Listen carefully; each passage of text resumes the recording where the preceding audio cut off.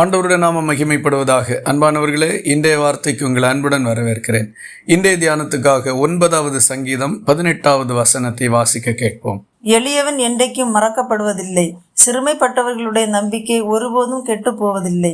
இந்த வசனத்திலே ஆண்டவர் 2 வாக்குறுதிகளை கொடுக்கிறார். எளியவனாயிருக்கிறவன் என்றைக்கும் கர்த்தரால் மறக்கப்படுவதில்லை என்றும், சிறுமைப்பட்டவர்களுடைய அதாவது ஏழைகளுடைய நம்பிக்கை ஒருபோதும் கெட்டு போவதில்லை என்றும் கர்த்தர் வாக்களிக்கிறார். இதுல 2வது சொல்லப்பட்டிருக்கிற சிறுமைப்பட்டவர்களுடைய நம்பிக்கை ஒருபோதும் கெட்டு போவதில்லை என்பதை குறித்து சற்று நாம் பார்க்கலாம். ஏழைகளுக்கு இருக்கக்கூடியது நம்பிக்கை ஒன்று மட்டும்தான். வசதி படைத்தவர்களும் பணபலம் உடையவர்களும் எப்பொழுது வேண்டுமானாலும் தாங்கள் நினைக்கிற காரியங்களை செய்வதற்கு முடியும். ஆனால் ஏழைகளோ மிகவும் பிரயாசப்பட்டுத்தான் தங்கள் காரியங்களை செய்கிறதற்கு முடியும். தாங்கள் நினைத்த உடனேயோ ஆசைப்படுகிற பிரகாரமாகவோ எல்லா காரியமும் அவர்களுக்கு வாய்ப்பதும் இல்லை, கைகூடுவதும் இல்லை. இப்படிப்பட்ட சூழ்நிலையில நம்பிக்கைக்கு தேவன் முக்கியத்துவம் கொடுக்கிறார். நம்மால எது முடியும் என்கிறதல்ல, நம்மால எதை நம்ப முடியும் என்கிறதைத்தான் இந்த வசனம் வலியுறுத்துகின்றது. ஏழைகள் தங்கள் திராணிக்கு ஏற்றபடி யோசிக்கிறார்கள். ஆனால் தேவனை சார்ந்து வாழக்கூடிய ஒரு மனுஷன் ஏழ்மையில காணப்பட்டாலும் கர்த்தரை குறித்து ஒரு நம்பிக்கை எப்போதும் அவனுக்கு உண்டு.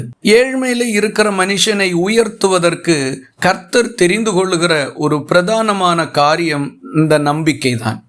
ஆகவே கர்த்தரிடத்தில் நாம் நம்பிக்கை உள்ளவர்களாய் இருந்தால் தேவன் நாம் கெட்டுப்போகாதபடி நமக்கு உதவி செய்கிறதற்கு முடியும்.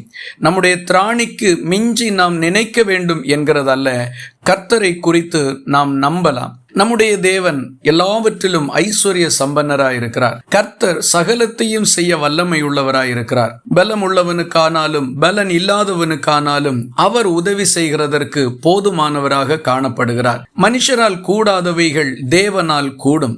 இந்த வசனங்கள் எல்லாம் நமக்கு சுட்டி காட்டுகின்ற ஒரு காரியம், கர்த்தர் எனக்கு இருக்கிறார் என்கிற விசுவாசத்தின் அடிப்படையிலே ஒரு நம்பிக்கையோடு செயல்படுகிற மனுஷனுக்கு கர்த்தர் எல்லாவற்றையும் வாய்க்க பண்ணுவார். சிறுமைப்பட்டவர்களுடைய நம்பிக்கை ஒருபோதும் கெட்டு போவதில்லை. இது ஒரு வாக்குத்தத்தம். இந்த வார்த்தையின் மேலே மனுஷர்கள் வைக்கக்கூடிய நம்பிக்கையை பொறுத்து தான் கர்த்தர் இதை நிறைவேற்றுகிறதற்கு முடியும். ஆகவே இந்த காலை வேளையில என்னாலே இயலாது, நம்மால இது கூடாது, நம்மால் முடியாது என்கிற எண்ணங்களை விட்டுவிட்டு தேவன் எனக்காய் எதையும் செய்ய முடியும் என்கிற நம்பிக்கைக்குள்ளே வருவோம். அந்த நம்பிக்கையை கர்த்தர் உங்களுக்கு வாய்க்க பண்ணுவார். நம்பிக்கை ஒருபோதும் கெட்டு போவதில்லை. இந்த வார்த்தைகள் இந்த நாள் முழுவதும் உங்களுக்கு ஒரு ஆசீர்வாதமாய் இருப்பதாக. ஜெபிக்கலாமா?